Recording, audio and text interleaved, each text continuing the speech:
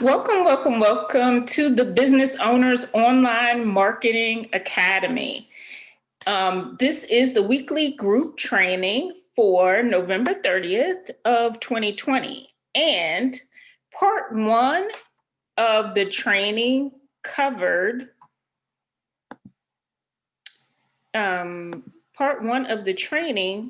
actually covered, let me pull it up, and I had it open. I had it open. Not sure what happened. Okay. So part one of the training for week one, which was the 16th of November, I personally covered how to define your target audience, from everything from identifying primary keywords to providing a target audience template, and also provided a sample target audience profile. Just to recap, I shared how to use quotation marks to narrow down your search and come up with an exact match for your search terms. And you can usually use both, but both meaning you can enter your search terms in a keyword phrase, or you can, without the quotation marks, but with the quotation marks helps you get better results. And then I encourage you to take a look at some of the pages that show up on the first page of whichever search engine you choose, whether that's Bing, Google, or Yahoo, and review some of those websites that came up, number one, for those related searches, and see exactly what people are searching for. How does the product or service you provide solve that exact problem? What are they searching for? What are the exact words the ideal client types in order to search for a solution to their problem? So once you've done some of that research, based upon your research, what types of products and services are being sold to your ideal client? And what is the preferred format of delivery for your ideal client? Now, of course, if you have a physical product, that would be your form of delivery. But if you are a coach, a consultant, is your content being delivered via audio, video, ebook, podcast? And what value do you bring that is missing from the number one links identified? And how are the products or services being distributed? Strategy calls, booking events, and of course, booking of events is slightly different now.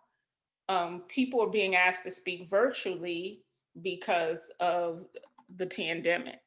So, on the following pages cover specific characteristics of each of the major platforms. So, in order to do research, I went to Medium, Thrive Global, Huffington Post, Reddit, and etc.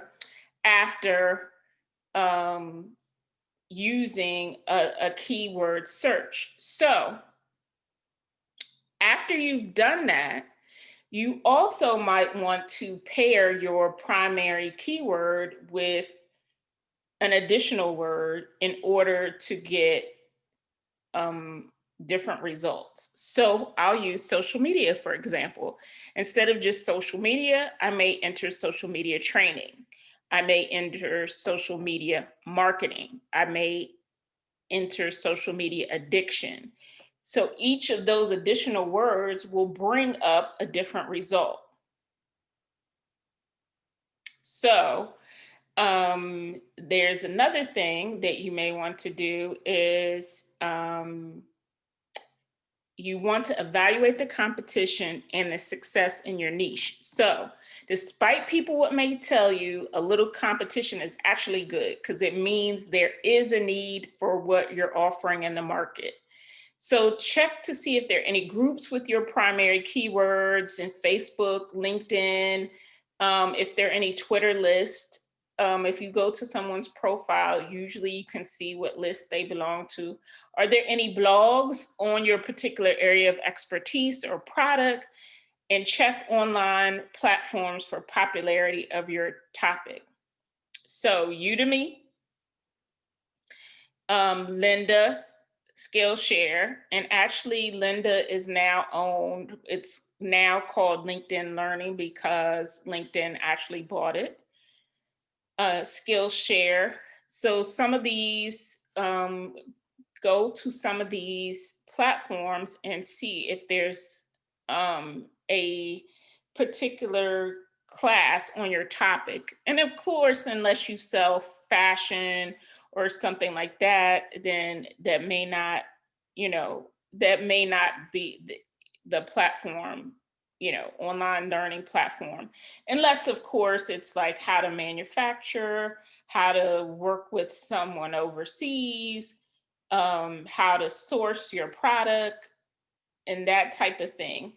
And then you may be able to offer that type of, you know, information. So you also want to check Amazon for books or learning bundles on your topic. And you also want to look for google.com trends. Now, one of the tools that I used to use to assess competitive pricing was there used to be a pricing tool on the Small Business Administration or SBA.gov. There used to be a pricing tool in which you could just enter your zip code and enter your niche, and it would tell you what the average pricing was for that area. So I just want to encourage you to create a customer profile of your ideal client. And initially, when I came up with how to find your ideal client, and the former name was pin the tail on the client.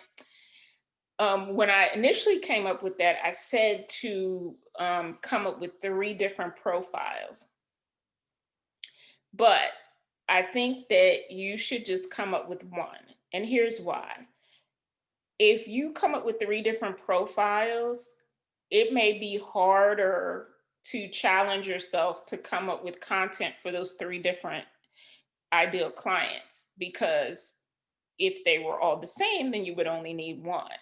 So if you're just getting started with your content marketing strategy, or if you just want to be consistent, just choose one to start off with. And that may evolve into a different one, because in 2021, I am still going to do the Boom Academy, but my target audience is a little different. It's going to be a little different, and it's going to be called the After Work Entrepreneur. And that could be, you know, it, that could be that avatar is for someone who has the potential that they could be down the road foresee that something happening to their job. They could want to be a full-time entrepreneur, and or they could just want to earn some extra money and they like their job. So those are the 3 categories of people that will be in the After Work Entrepreneur. So there are a couple of places that you can do research and on the demographics. And what are demographics? Their age, marital status, income on your ideal client. These sources are both free and paid. So sproutsocial.com insights, or you can Google Sprout social media demographics, because Sprout Social tends to keep up to date with the various social media platforms. And then you pewresearch.org. I often go to them because they generally keep research and have statistics on the who's on each platform, and emergentresearch.com. So, what is something that you want to do is you want to create and clarify your message. You must be clear on who you serve and how you serve them. I know. You're good at multiple things. So am I. But ask yourself, do you try to cram all of those talents and skills into one business? Are you guilty of having a card with two different services, two totally different services on the back and the front of a business card? Then you may want to focus on one thing, because I know you may have heard that old adage that confused minds don't buy. So if your ideal customer is confused about what you offer, then they will keep scrolling. And so your goal is to help them stop the scroll.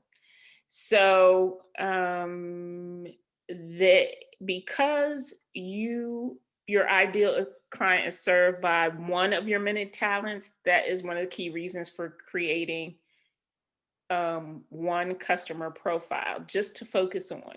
Because once you've gotten their attention and you're consistent, then you can always go back to making multiple offers. And so you have to think to yourself, why should someone buy your product or obtain your services? So, does it solve a problem or pain? For example, as an accountant, are you overwhelmed by um, this is an accountant appealing to the business owner. Are you overwhelmed by the tax logs each year? Do you often wonder what can be considered a business expense? How do you currently track your receipts throughout the year? Do you keep track of your mileage? Is your business profitable? So these may be pain points that an accountant may get. Now, if I was a book publishing company and I was trying to attract authors, I would say, what does your book do for people? Does it motivate a person? Is it serve as inspiration? Does your book entertain? Does your book provide step-by-step processes? Does your book help heal someone? Or is your book just an escape? So these are the things that a publishing company may ask. Like, we specialize in nonfiction, or we specialize in business marketing books, or we just specialize in business. These are the things that they want to speak directly to. And another example may be a coach or a consultant. Do you serve as a coach and provide a strategy, get to the win? Do you give the plays and allow the person to come up with the results? As a coach, do you help create a structured plan to achieve and implement agreed upon goals? Or are you a consultant? A consultant is an experienced professional who provides expert knowledge for a fee, but doesn't really get into that. So, and one of the other things that I covered was there were several free headline generators or analyzers, and I will put those in the portal. I can't remember if I did that already, but I will definitely make sure that these free headline generators are placed in the portal. And why do you want to use these? You want to use them because if you don't have the resources to get a copywriter, or you're not good at creating headlines, you want to use these headline generators or analyzers. Some of them you just enter the keyword and the headline is generated for you. Some are fill in the blank. And still others analyze the emotional. What's the shock value? Is your headline going to connect with someone? And I love Share Through, THROUGH, Headline Analyzer. And basically that, it says, I usually give myself threshold of 70, but if it goes beyond to 80 or 90, that's just a bonus. And what does the Share Through Headline Analyzer do? It tells you the strengths of your headline. It also makes suggestions like to increase the headline length, use more alert words, talk about the body. Because for an example, I use pin the tail on the client, your guide to the ideal customer. Use context words. Use limit the passive language because you want it to be engaging, and try adding a celebrity.